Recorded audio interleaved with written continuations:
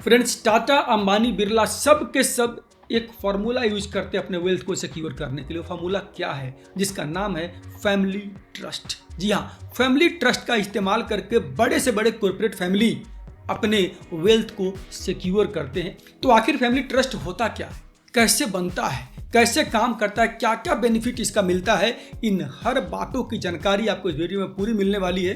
तो वीडियो को अंत तक जरूर देखना है। फ्रेंड्स, अगर आप इस चैनल में पहली बार आए तो मैं बता दूं कि मेरा नाम राजेश वर्मा है। मैं बाई प्रोफेशन चार्टर्ड अकाउंटेंट और एनजीओ गुरु प्राइवेट लिमिटेड का फाउंडर हूँ। एनजीओ से संबंधित फंडिंग, ग्रांट्स, हर प्रकार के फाइनेंस या अगर आप नई बिजनेस सेटअप करना चाहते हैं तो ये सारी जानकारी आपको मिलती है इस चैनल पर, एनजीओ गुरु चैनल पर। तो चैनल सब्सक्राइब नहीं किया आपने, सब्सक्राइब कर लीजिए ताकि ऐसी इंपॉर्टेंट जानकारी आपको हमेशा टाइम पर मिलती रहे। फैमिली ट्रस्ट एक नॉर्मल ट्रस्ट होता है जो कि इंडियन ट्रस्ट एक्ट 1882 से गवर्न होता है। इसका रजिस्ट्रेशन ऑफ डॉक्यूमेंट्स एक्ट 1908 में ही होता है, लेकिन जो इसकी गवर्नेंस है, इसकी जो रूल्स एंड रेगुलेशन सारी चीजें हैं, ये सब कुछ पूरा गवर्न कहाँ से होता है? गवर्न होता है इंडियन ट्रस्ट एक्ट 1882 से, जो कि ब्रिटिशर्स के द्वारा बनाया गया कानून है और अभी तक हमारे यहाँ चल रहा है। यानी ये जो कानून है, जो लॉ है इंडियन ट्रस्ट एक्ट 1882, ये प्राइवेट ट्रस्ट पे अप्लाई होता है और प्राइवेट ट्रस्ट को गवर्न करने के लिए ये लॉ इंडिया में काम करता है। तो आखिर फैमिली ट्रस्ट जिसके बारे में हम बात कर रहे थे, फैमिली ट्रस्ट जो है ये क्यों बनाते हैं लोग? सबसे पहले आप ये जान लीजिए कि फैमिली ट्रस्ट बनता कैसे है। फैमिली ट्रस्ट एक नॉर्मल ट्रस्ट की तरह जो एज एन एनजीओ बनाते हैं ट्रस्ट, उसी तरीके से यहाँ पर भी एक ट्रस्ट डीड बनता है जो कि सबसे इंपॉर्टेंट डॉक्यूमेंट है एक फैमिली ट्रस्ट का।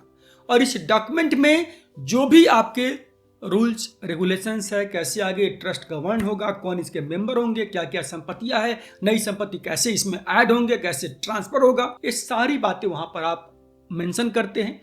और उसके बाद में इस डीड को आप चाहें तो रजिस्टर करा सकते हैं, चाहे तो रजिस्टर नहीं करा के भी आप रख सकते हैं, कोई दिक्कत नहीं होता है। आफ्टर दैट आप उसका एक पैन कार्ड बनाते हैं, बैंक में अकाउंट खोलते हैं और इस प्रकार से आपका जो फैमिली ट्रस्ट है, ये ट्रस्ट यहाँ से ऑपरेशनल हो जाता है। यहाँ पर जो मेंबर्स है कौन होंगे?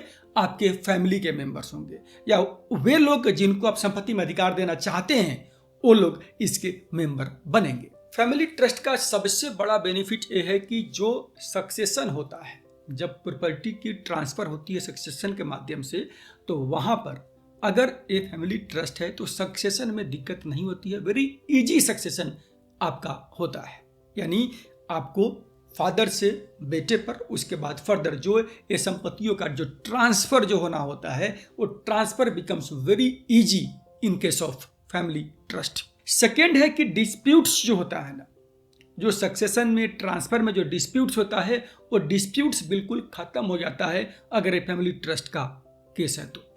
एंड थर्ड जो सबसे मेजर बेनिफिट है कि यहाँ पर खर्चे बहुत कम हो जाते हैं। जो ट्रांसफर का जो सक्सेशन में जो ट्रांसफर होता है, उस पर जो एक्सपेंसेज आती है, जो ड्यूटी आती है, वो सब ड्यूटी यहाँ पर लगभग नेग्लिजिबल हो जाता है आपका। और सबसे बड़ी बात यह है कि फैमिली ट्रस्ट के माध्यम से अगर आप प्रॉपर्टी को अपने पास रखते हैं, उसका ओनरशिप रखते हैं फैमिली ट्रस्ट में, तो आपका जो प्रॉपर्टी है, जो आपका वेल्थ है, वो पूरा सिक्योर रहता है।